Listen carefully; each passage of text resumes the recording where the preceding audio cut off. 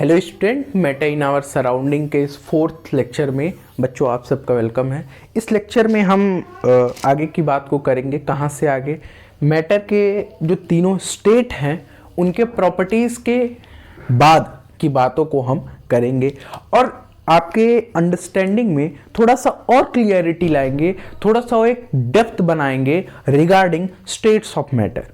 ठीक, तो इस लेक्चर को स्टार्टिंग कैसे करने वाले हैं, शुरुआत कैसे करने वाले हैं। सबसे पहले हमने कुछ एग्जांपल्स दिए हुए हैं, उनमें से हम क्या करेंगे, सॉलिड, लिक्विड और गैस को क्लासिफाई करेंगे। ठीक है, कि कौन कौन से एग्जांपल सॉलिड है, कौन से लिक्विड है और कौन से गैस है।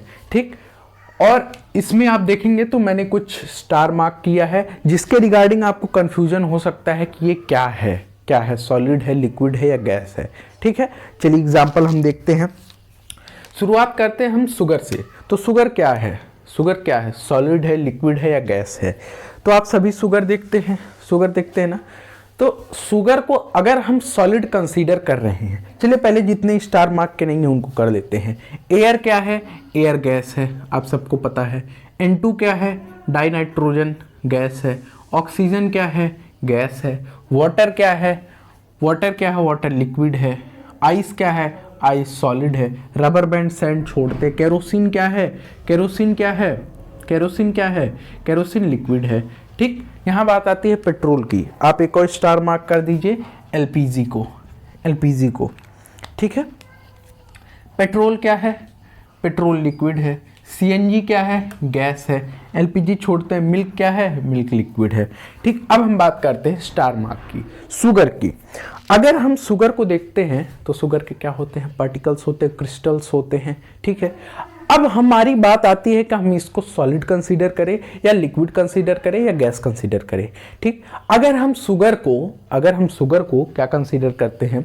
सॉलिड कंसीडर करते हैं, तो सॉलिड की तो ये प्रॉपर्टी ही नहीं है कि वो अपने शेप को चेंज करेगा। अरे भाई, शुगर को अगर हम मान लेते हैं मेरे पास ये सिरिंज है। ठीक, इसके अंदर हम क्या करते हैं, मान लीजिए, देखिए शुगर और सैंड, इसके साथ में हम एक चीज और क्या लिख सकते हैं? साल्ट लिख सकते हैं। क्या लिख सकते हैं? MnO। ओ में क्या लिख सकते हैं हम? साल्ट लिख सकते हैं। ये तीनों के लगभग जो कंक्लूजन है वो सेम है कि शुगर, सैंड और साल्ट, इनको आप सॉलिड, लिक्विड, गैस में क्या कंसीडर करोगे? मान लेते हैं मेरे पास एक एग्जाम्पल को दिखाने के लिए कुछ है जिसका नाम क्या है? साल्ट है। एक सेकेंड, जस्ट अ सेकेंड, मैं आपको दिखाता हूं। अगर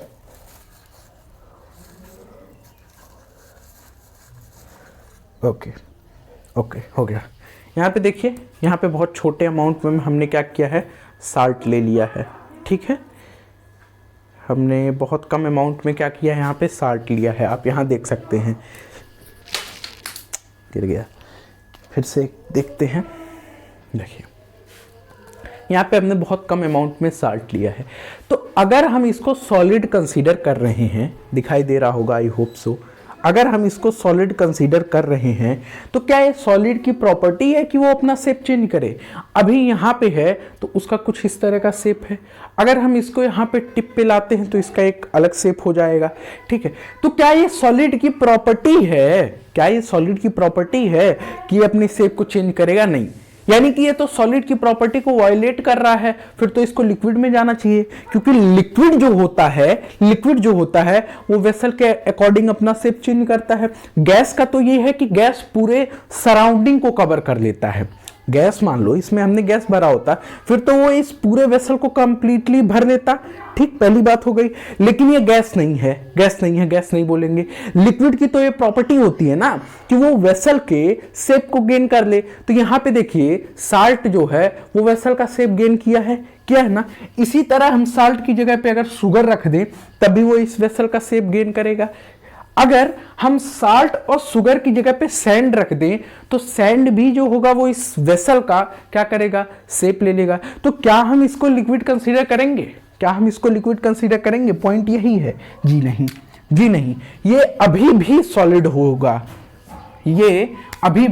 होगा। यानी कि शुगर जो है और जो सैंड है और जो सॉल्ट है, ये तीनों चीजें सॉलिड होती हैं। इसका रीजन क्या है? रीजन ये है कि जो शुगर, साल्ट और सैंड के पार्टिकल्स होते हैं, उन पार्टिकल्स का शेप, साइज, सारी चीजें सेम होती हैं।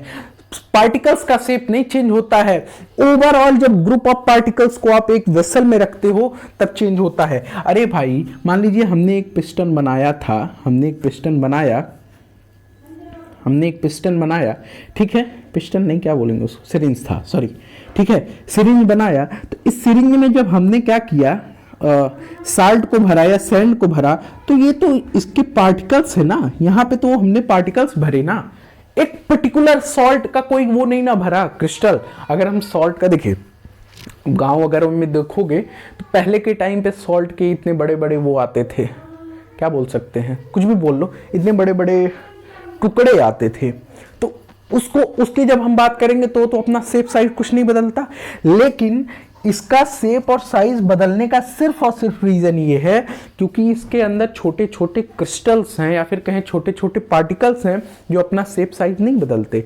आप एक सॉल्ट को उठाओगे, एक सॉल्ट के दाने को उठाओगे, यहां पे देखो, तो इन सभी दानों का जो शेप साइज होगा, जो भी प्रॉपर्टी होंगी वो सेम होंगी। That is so. अच्छा, ये प्रॉपर्टी किससे सेम होंगी? सॉलिड से सेम होंगी। इसलिए हम साल्ट को क्या कंसीडर करते हैं? सॉलिड कंसीडर करते हैं। इसका एक प्रॉपर्टी हम अभी आगे लिखवाएंगे, ठीक है। अच्छा, आई होप आप समझ पाए होंगे। इसलिए आप क्या कंक्लूड कर सकते हैं कि शुगर, सैंड, साल्ट सॉलिड होता है। रीजन इज कि जो उसके पार्टिकल्स होते हैं, पार्टिकल्स ना बोले उसको हम क्रिस्टल्स बोल सकते हैं। जो शुगर, सॉल्ट या फिर सैंड के जो क्रिस्टल्स होते हैं, उनका शेप, साइज, जो भी प्रॉपर्टीज हैं वो सेम होती है किसके साथ? सॉलिड के प्रॉपर्टीज के साथ, ठीक है। इसका कंक्लूजन मिल गया होगा आपको। अगला है स्पंज। स्पंज क्या होता है? स्पंज को आप देखते हो तो क्या करोगे? स्पंज को जब आप प्रेस करोगे तो क्या होगा? वो अपना वॉल्यूम, अपना एरिया, सब कुछ अपना क्या करेगा? रिड्यूस कर देगा। फिर तो सॉलिड नहीं हुआ। सॉलिड के साथ ये चीज नहीं ना है। Solid is not compressible, solid is not compressible, solid is rigid, ठीक है, ठीक। तो उस हिसाब से तो स्पंज को भी लिक्विड हो जाना चाहिए, हो जाना चाहिए। नहीं नहीं, sponge is not liquid, sponge is solid. क्या रीजन होता है? क्या रीजन होता है उसके कंप्रेस होने का? कि जो स्पंज होता है उसके अंदर हमारे छोटे छोटे पोर्स होते हैं। क्या होते हैं? स्पंज के अंदर छोटे छोटे पोर्स होते हैं और उन्हीं पोर्स के अंदर एयर फिल्ड होता है, एयर भर जाता है। जब हम उसको कंप्रेस करते हैं, दबाते हैं, तो उसके अंदर से एयर बाहर निकल जाता है। यही रीजन है स्पंज के कंप्रेस होने का। बट द थिंग इज कि sponge is solid, sponge is solid, ठीक है। अच्छा, अगली बात करते हैं हम रबर बैंड की। किसकी? रबर बैंड की। कि रबर बैंड क्या है? सॉलिड है, लिक्विड है या गैस है? अच्छा, रबर बैंड यहाँ पे चर्चा में क्यों आया? चर्चा में क्यों आया? ये खैर रबर बैंड है नहीं, बट हम एक बार कंसीडर कर लेते हैं। मान लीजिए एक रबर बैंड होता, तो इस रबर बैंड की क्या प्रॉपर्टी होती कि मैं इसको जब स्ट्रेच करता तो स्ट्रेच हो जाता, ठीक है, खींचता तो ये स्ट्रेच हो जाता। लेकिन क्या स्ट्रेचबिलिटी का कॉन्सेप्ट सॉलिड के साथ होता है?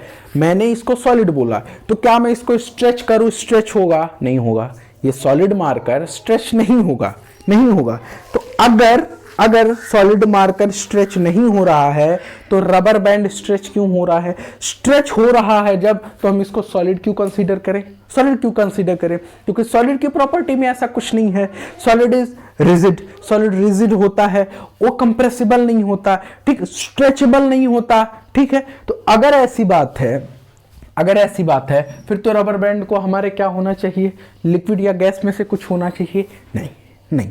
रीजन इज कि जो रबर बैंड होता है उसको हम जब स्ट्रेच करते हैं तो अपना साइज बढ़ाता तो है, स्ट्रेच होता है, ये तो हम मान रहे हैं।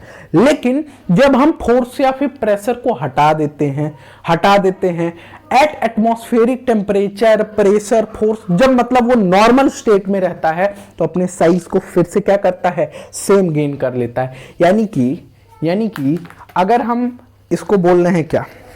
अगर हम इसको बोल रहे हैं रबर बैंड, ठीक है, मान लेते हैं इसका नेचुरल साइज इतना है, इतना रबर बैंड का नेचुरल साइज है। ठीक, अब हमने थोड़ा सा पावर लगाया, ताकत लगाया और इसके साइज को स्ट्रेच कर दिया। लेकिन फिर से जब हम अपने पावर को, अपने प्रेशर को, अपने फोर्स को कम करेंगे, ताकत को रिड्यूस करेंगे, तो ये अपने साइज को रीगेन कर लेगा। क्या कर लेगा? रीगेन कर लेगा।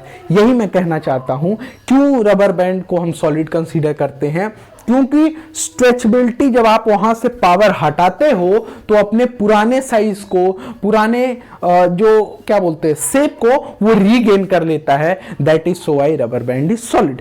और जब आप अधिक पावर, अधिक फोर्स, प्रेशर लगाओगे तो उस टाइम पे रबर बैंड टूट भी सकता है। ठीक है, क्योंकि क्या प्रॉपर्टी होती है सॉलिड की? सॉलिड टूट तो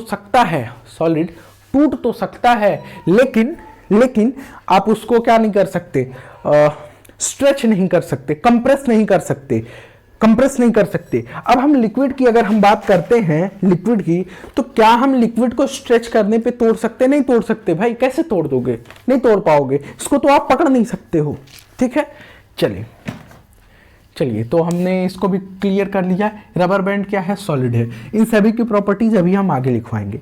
अगला चीज जो मैंने लिखा है वो लिखा है एलपीजी। एलपीजी डाउट में क्यों आता है? देखिए, जब आप एलपीजी का फुल फॉर्म पढ़ोगे तो क्या होता है? Liquefied petroleum gas. ठीक है। तो लिक्विफाइड पेट्रोलियम गैस के साथ आपके अंदर एक डाउट आता है कि भाई लिक्विफाइड है, ठीक है, पेट्रोलियम है, गैस है। यहां पे देखिए लिक्विड आ गया और यहां पे गैस आ गया, तो हम एलपीजी को लिक्विड कंसीडर करेंगे या फिर गैस कंसीडर करेंगे? लिक्विड कंसीडर करेंगे या फिर गैस कंसीडर करेंगे? अब इसका रीजन क्या होगा, ध्यान से सुनिएगा। जब हम बात करते हैं कंसीडरेशन की कि हम क्या कंसीडर करेंगे, तो उसमें आप ये जान लीजिए कि आप एलपीजी हो या सीएनजी हो, इसको आप गैस ही कंसीडर करोगे। बट आप जब इसको बहुत डीप में पढ़ोगे तो आप क्या पाओगे कि एलपीजी के अंदर क्या होते हैं? लिक्विड पार्टिकल्स भी होते हैं, वेपर्स भी होते हैं, लेकिन जो एलपीजी होता है वो अपने में कैसा रूप लेता है? वो गैसियस होता है। कैसा होता है? गैसियस होता है। हम उसको गैसियस कंसीडर करते हैं। बट ये चीज ध्यान रखिएगा कि एलपीजी के अंदर लिक्विड भी होता है। ठीक है, चलिए अब हम आगे बात करते हैं किसकी, कुछ ऑर्डर्स की जो इंपॉर्टेंट है, जो आप रख लीजिएगा। कैसे ऑर्डर है? दो ऑर्डर है, एक डेंसिटी का ऑर्डर है, एक कंप्रेसिबिलिटी का ऑर्डर है। एक डेंसिटी का ऑर्डर है और एक कंप्रेसिबिलिटी का ऑर्डर है। डेंसिटी क्या होता है? डेंसिटी होता है mass upon volume. Density equals to mass upon volume, यानी कि दिए गए वॉल्यूम में एक ऑब्जेक्ट की जो मास होती है वही डिसाइड करती है किसको? डेंसिटी को। जिसका जितना ज्यादा मास दिए गए वॉल्यूम में, जिसका जितना ज्यादा मास उसका उतना ज्यादा क्या? डेंसिटी। ठीक, तो अगर हम कंसीडर करते हैं सॉलिड, लिक्विड और गैस को, मैंने ये पहले भी बताया था कि अगर हम सॉलिड, लिक्विड, गैस को कंसीडर करते हैं, ये एक सॉलिड है, ये एक लिक्विड है, तो अगर सॉलिड के इतने एरिया को, इतने वॉल्यूम को हम कंसीडर कर लें, किसके? लिक्विड के, इतने ही वॉल्यूम को हम सॉलिड में कंसीडर कर लें, और इतने ही वॉल्यूम यही सराउंडिंग में हमने गैस का भी कंसीडर कर लिया, तो सबसे ज्यादा मास कौन गेन करेगा? सबसे ज्यादा मास गेन करेगा सॉलिड। इसलिए सॉलिड की डेंसिटी सबसे ज्यादा। इसके बाद में किसका मास तगड़ा होगा? लिक्विड का होगा, इसलिए लिक्विड उसके बाद, फिर गैस का सबसे कम होगा। ठीक है, तो ये भी जानिए, जिसका जितना कम डेंसिटी, उसका उतना ज्यादा क्या? कंप्रेसिबिलिटी। जिसकी डेंसिटी जितनी कम होगी उसकी कंप्रेसिबिलिटी उतनी हाई होगी। अभी मैं आपको दिखाता हूं क्या उदाहरण। देखिए, वो क्या बोलते हैं, प्रैक्टिकल करके मैं दिखाता हूं। जिसका जितना ज्यादा डेंसिटी, उसका उतना कम कंप्रेसिबिलिटी। यहां देखिए, यहां हमने क्या किया है, डेंसिटी के हिसाब से सबसे ज्यादा डेंसिटी सॉलिड की, उसके बाद लिक्विड की, फिर गैस की। अब जब हम कंप्रेसिबिलिटी की बात करते हैं तो जिसकी जितनी ज्यादा डेंसिटी उसकी उतनी कम कंप्रेसिबिलिटी। तो अगर आप चाहो तो आप ऐसे कर सकते हो, इंक्रीजिंग ऑर्डर में ही बनाओ या फिर कहो डिक्रीजिंग ऑर्डर में, ऐसा लिख दो। कैसे? सबसे ज्यादा कंप्रेसिबिलिटी किसकी होगी? गैस की होगी। उसके बाद किसकी कंप्रेसिबिलिटी होगी? लिक्विड की होगी। उसके बाद किसकी होगी? सॉलिड की होगी। सॉलिड की होगी। लिक्विड और सॉलिड, देखिए जो सॉलिड होता है, सॉलिड तो कंप्रेसिबल होता ही नहीं है, ये बात आप ध्यान रखिएगा। लेकिन जो सॉलिड होता है, सॉलिड होता है वो कुछ परसेंट, मतलब बहुत बहुत बहुत कम परसेंट, लेकिन सॉलिड से स्लाइटली ज्यादा, सॉलिड से स्लाइटली ज्यादा क्या होता है, कंप्रेसिबल होता है, कंप्रेस होता है। लेकिन जो गैस होता है वो बहुत ज्यादा ही क्या हो सकता है, कंप्रेस हो सकता है। अभी हम प्रैक्टिकल करके दिखाएंगे, ठीक है। एक क्वेश्चन ऐसे ही जनरल हमने ले लिया कि आपके कॉन्सेप्ट क्लियरिटी में थोड़ा सा और कुछ एडिशन किया जाए। क्या है कि अगर सॉलिड, लिक्विड और गैस मैटर कंसीडर किए जाते हैं तो इनकी प्रॉपर्टीज किस बेसिस पे बदल जा रही हैं, किस बेसिस पे बदल जा रही हैं, क्यों ये तीनों मैटर होते हुए भी अलग अलग प्रॉपर्टीज गेन करते हैं। अगर हमारे पास दो तीन मार्कर हैं, देखिए ये तीनों मार्कर हैं। अब तीनों की प्रॉपर्टी तो एक लेवल पे अलग है। किस लेवल पे, कलर के लेवल पे अलग है, लेकिन बाकी चीजें तो सेम है। लेकिन जब आप सॉलिड, लिक्विड और गैस को देखेंगे तो आपस में प्रॉपर्टीज में बहुत बड़ा डिफरेंस आ जाता है। बड़ी प्रॉपर्टीज में चेंज है कि कोई कंप्रेस हो सकता है, कोई नहीं हो सकता है, किसी के पास डेंसिटी हाई है, किसी के पास लो है। इसका रीजन क्या है, क्योंकि ये सभी तो मैटर से ही बने हुए हैं, लेकिन अलग अलग प्रॉपर्टीज क्यों रखते हैं, तो इसके तीन रीजन हैं। पहला है स्पेस, क्योंकि सॉलिड, लिक्विड, गैस तीनों प्रॉपर्टीज होने के साथ साथ क्या है, तीनों मैटर होने के साथ साथ क्या रखते हैं, किस चीज से बने हुए हैं, पार्टिकल से बने हुए हैं। फिर से सुनिए, सॉलिड, लिक्विड और गैस मैटर होने के साथ साथ इनके जो कॉन्स्टिट्यूएंट पार्टिकल्स हैं वो किससे बने हुए हैं, पार्टिकल से बने हुए हैं, छोटे पार्टिकल से बने हुए हैं। तो छोटे पार्टिकल से बनने के नाते कुछ प्रॉपर्टीज में यहां पे डिफरेंस आ रहा है। यहां देखिए, इन प्रॉपर्टीज के बेसिस पे सॉलिड, लिक्विड और गैस के इंडिविजुअल प्रॉपर्टी बदलते हैं। समझिए, ऐसे समझिए,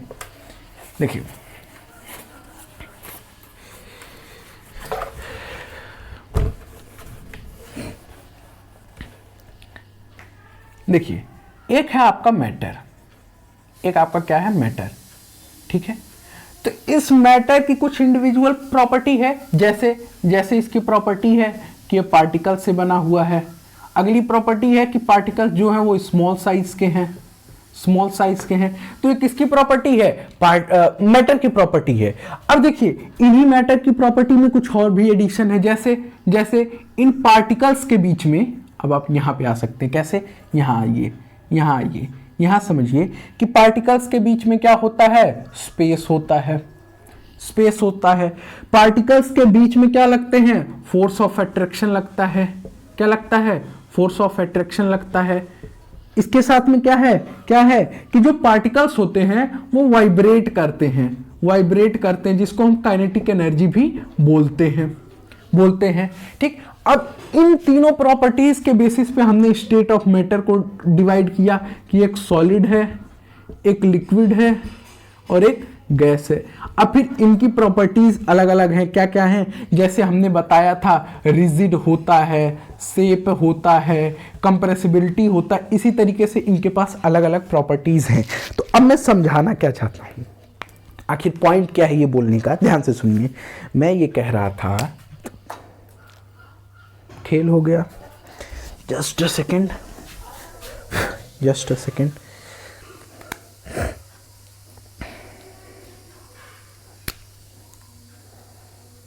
देखिए मैं क्या कह रहा था। मेरा आपसे एक प्रश्न था कि जब सॉलिड, लिक्विड, गैस ये तीनों मैटर हैं, जब सॉलिड, लिक्विड, गैस तीनों मैटर हैं तो अलग अलग प्रॉपर्टीज क्यों रखते हैं, क्योंकि जब मैटर है तो मैटर की अपनी कुछ प्रॉपर्टी होती है। ध्यान से सुनिएगा, सॉलिड, लिक्विड, गैस मैटर होने के नाते क्यों अलग अलग प्रॉपर्टी रखते हैं, क्योंकि ये मैटर है, इसलिए मैटर की खुद की अपनी अलग प्रॉपर्टी होती है। जैसे मैटर की दो प्रॉपर्टी होती है कि मैटर जो होता है वो पार्टिकल्स से बना होता है, और जो पार्टिकल्स होते हैं वो बहुत स्मॉल साइज के होते हैं। ये दो प्रॉपर्टी हो गई किसकी? मैटर की। मैटर की खुद की क्या प्रॉपर्टी है कि मैटर पार्टिकल्स से बना है, और जो पार्टिकल्स हैं वो बहुत स्मॉल साइज के हैं। अब फिर इस बेसिस पे हमने कुछ प्रॉपर्टीज और बना दी मैटर की। क्या बनाई? कि जो पार्टिकल्स होते हैं उनके अंदर स्पेस होता है। इन पार्टिकल्स के अंदर क्या लगते हैं? फोर्स ऑफ अट्रैक्शन लगते हैं, और फोर्स ऑफ अट्रैक्शन के साथ में पार्टिकल्स क्या करते हैं? वाइब्रेट करते हैं, या फिर उनके अंदर क्या होता है? काइनेटिक एनर्जी होता है। अब फिर इनके बेसिस पे हमने टाइप बना दिया। क्या क्या टाइप? Solid, liquid, gas. ठीक है, सॉलिड लिक्विड गैस बनाया, और जो सॉलिड लिक्विड गैस है उनकी अपनी प्रॉपर्टीज है। तो इसका रीजन ये है, किस चीज का रीजन? सॉलिड लिक्विड गैस के पास अलग अलग प्रॉपर्टीज होने का रीजन ये है क्योंकि ये तीनों मैटर हैं। तो matter itself contains different type of properties.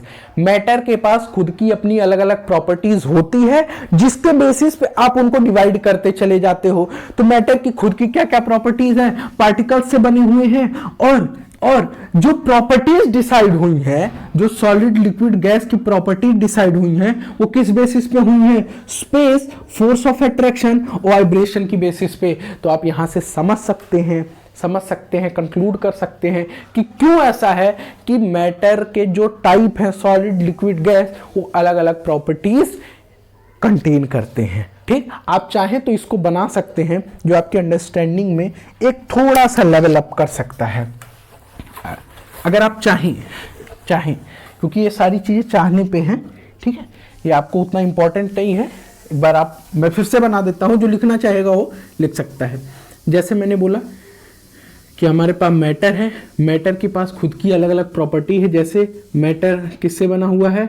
Particle से बना हुआ है, और पार्टिकल्स जो हैं वो कैसे हैं? स्मॉल साइज के। ये आपके अंडरस्टैंडिंग को बढ़ाएगा, आपको माइन्यूट लेवल पे, बहुत माइक्रोस्कोपिक लेवल पे सोचने में हेल्प करेगा, अगर आप इसको विजुलाइज कर पा रहे हैं तो। ठीक।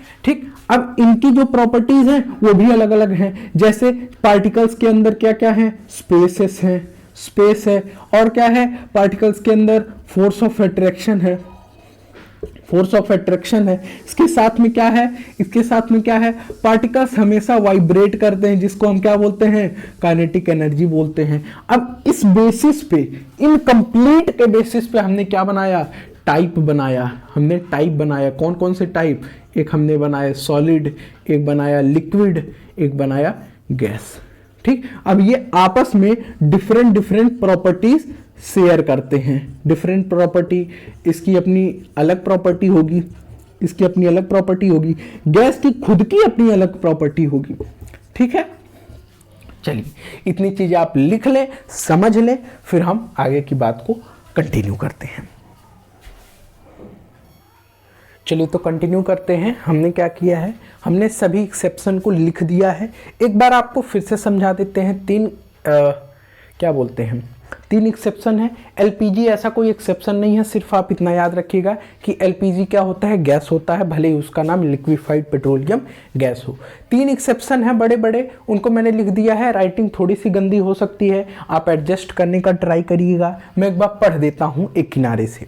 ठीक है, सबसे पहला एक्सेप्शन ये था कि rubber changes its shape on stretching, is it solid? If yes then why? Yes, बिल्कुल रबर क्या है? रबर सॉलिड है, इसमें कोई डाउट नहीं है। क्यों?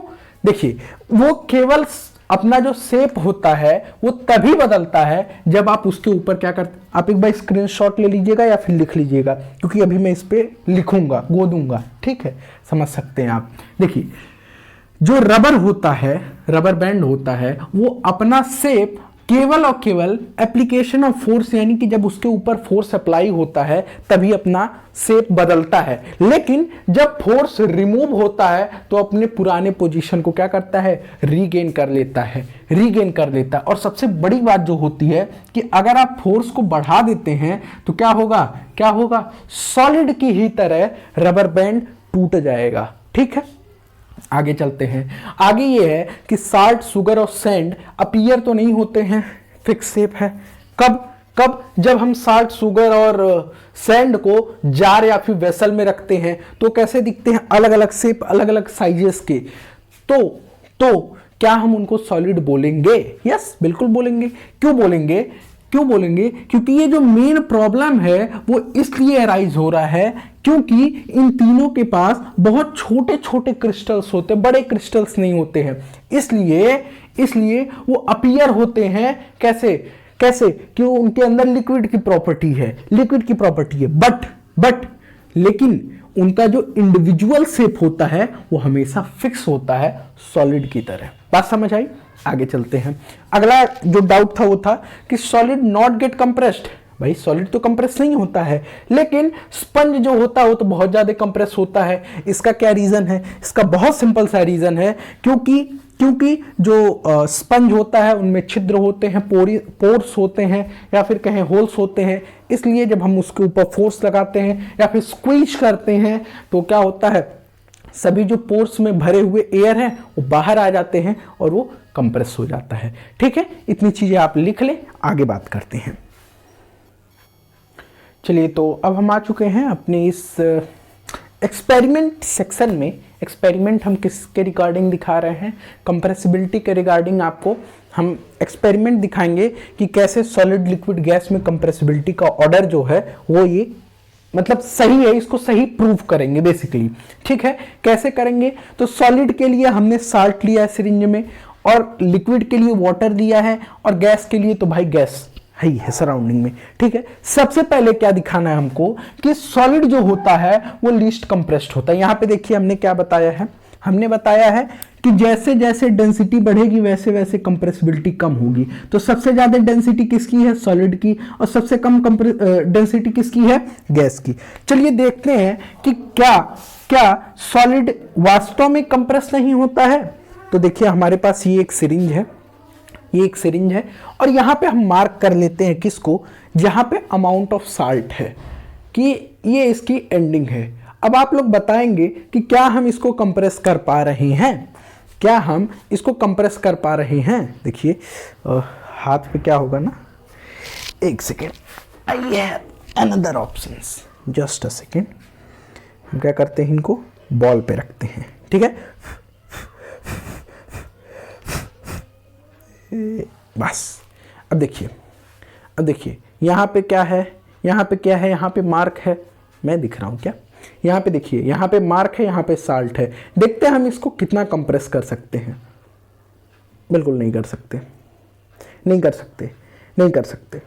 अब देखिए, आप यहाँ पे देख सकते हैं बॉल खुद कंप्रेस हो जा रहा है, लेकिन ये जो सिरिंज है उसका जो पिस्टन है वो नहीं कंप्रेस हो रहा, वो नहीं दब रहा। आप देखिए, यानी कि यहां से सिद्ध होता है, क्या सिद्ध होता है कि जो सॉलिड होता है वो कंप्रेसिबल नहीं होता है। सॉलिड जो होता है वो कंप्रेसिबल नहीं होता है। तो पहली प्रॉपर्टी तो यहां पे हमने आपकी सिद्ध कर दी। सिद्ध की कि नहीं की? अच्छा, एक चीज और देखिए, आपको अगर ताकत की बात करें तो यहां पे देखिए, यहां पे जो साल्ट है वो जम चुका है, यानी कि इसके ऊपर ताकत लगाई गई थी। ठीक है, यहाँ पे ये चीज प्रूव होता है। अब हम बात करते हैं किसकी? अब हम बात करते हैं लिक्विड की कि लिक्विड भी क्या कंप्रेस होता है? नहीं होता है, बहुत कम होता है। इतना कम कि हम कई बार इसको ऑब्जर्व भी नहीं कर सकते। चलिए पहले लिक्विड भरते हैं। पहले क्या करते हैं, हम लिक्विड भरते हैं इस लिक्विड के एक्सपेरिमेंट को दिखाने से पहले। जस्ट अ सेकेंड, बैकग्राउंड में थोड़ी सी नॉइज है, उसको आप टालने की कोशिश करें क्योंकि हम उसको नहीं टाल पा रहे।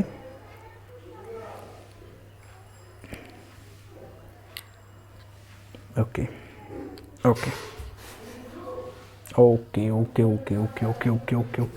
Just a second.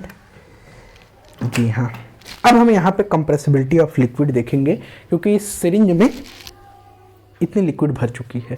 ठीक है, चलिए पहले क्या करते हैं, इसके अंदर के जो एयर हैं उनको हम बाहर निकालने की कोशिश करते हैं। चलिए हवा निकल चुका है। अब यहाँ पे हम मार्क कर लेते हैं किसको, इस पिस्टन को, कि इस पिस्टन का क्या जगह है जहाँ से इसको डिस्प्लेस करना है। ठीक है, ये पिस्टन आप देख पा रहे हैं यहाँ पे है। क्या हम इसको कंप्रेस कर सकते हैं? देखते हैं एक बार फिर से इस रबर पे बॉल है बेसिकली। देखिएगा ये हमारे ऊपर पूरी चांस है कि इसके पानी आ सकता है। देखिए बिल्कुल नहीं कंप्रेस हो रहा है, बिल्कुल नहीं कंप्रेस हो रहा है। यहाँ देखिए बॉल कंप्रेस हो जा रहा है लेकिन पानी कंप्रेस नहीं हो रहा है, और हुआ भी है तो बहुत थोड़ा हुआ है, और उसमें भी पानी कंप्रेस होने की बजाय इधर उधर लीक कर गया, कंप्रेस तो नहीं हुआ। देखिए आप देख सकते हैं बॉल पूरी तरीके से कंप्रेस हो जा रहा है, लेकिन ये जो लिक्विड है, जो वाटर है, वो कंप्रेस नहीं हो पा रहा है। तो यहाँ से हमने आपके इस डाउट को भी क्लियर कर दिया होगा इन दोनों एक्सपेरिमेंट से कि सॉल्ट और जो लिक्विड होता है वो कंप्रेसिबल नहीं होता है, या फिर कहें बहुत लीस्ट कंप्रेसिबल होता है। कौन? लिक्विड सॉलिड के मुकाबले। अब हम बात करते हैं गैस की। सराउंडिंग से भर सकते हैं गैस, लेकिन मैंने ये प्रीफर किया है क्योंकि ये किसका एक कलर टाइप में है। चलिए इसको पहले खींचते हैं।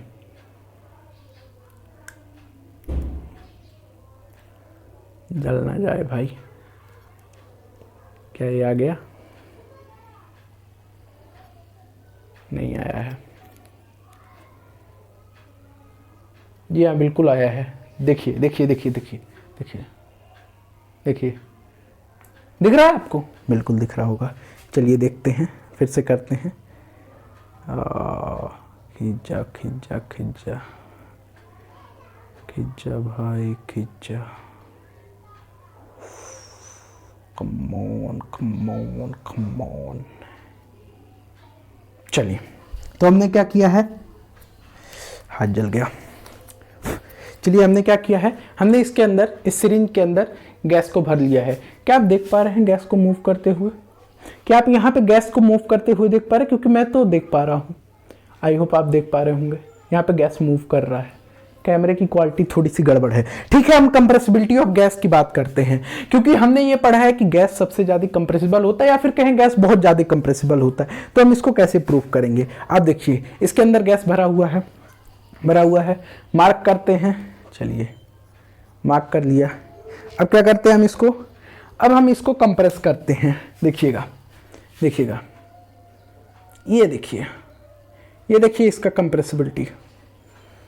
यहाँ देखिए कंप्रेसिबिलिटी इसकी, इससे ज़्यादा ये कंप्रेस नहीं हो पा रहा, और छोड़ते ही देखिए अपने आप वापस आ रहा है।